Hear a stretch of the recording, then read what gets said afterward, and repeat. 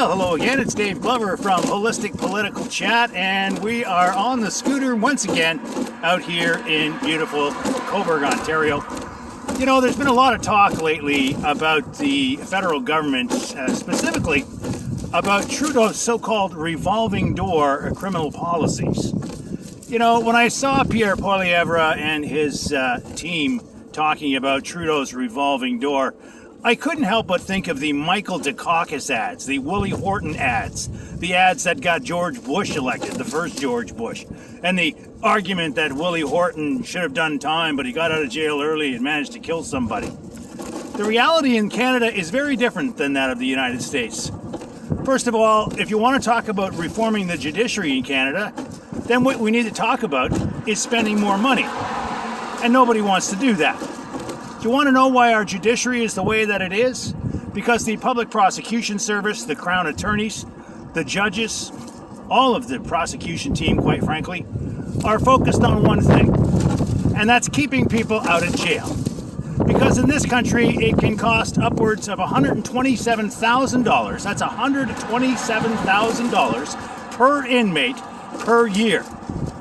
$127,000 to take somebody off the streets and to house them in a prison facility in Canada. Now, for those of you that aren't aware, anyone who serves less than 5 years in this country is doing provincial time.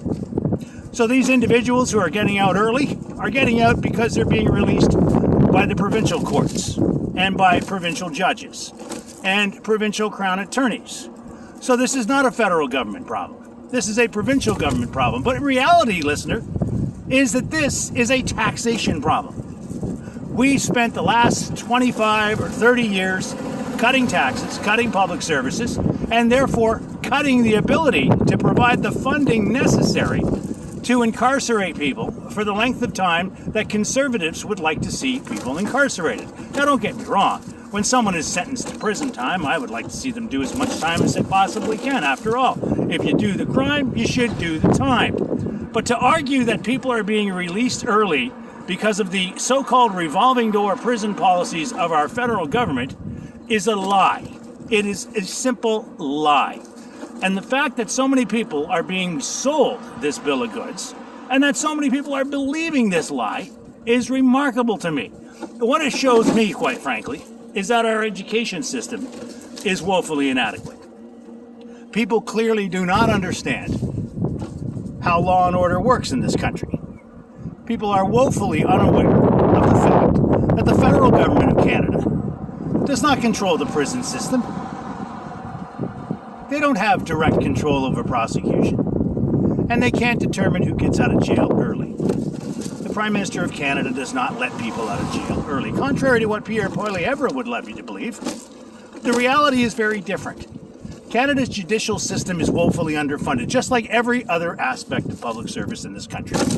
Tax cuts, tax cuts, tax cuts. The more we cut taxes, the less we have to spend on public services. And contrary to popular belief, running a prison system is not cheap. As I said, $127,000 per year per inmate. That's a lot of money. That's a lot of tax dollars. Pierre Poilievre wants to see us hire more police. Do we need more police, or do we need more funding in our judiciary? I'm Dave Glover. This has been Holistic Political Chat.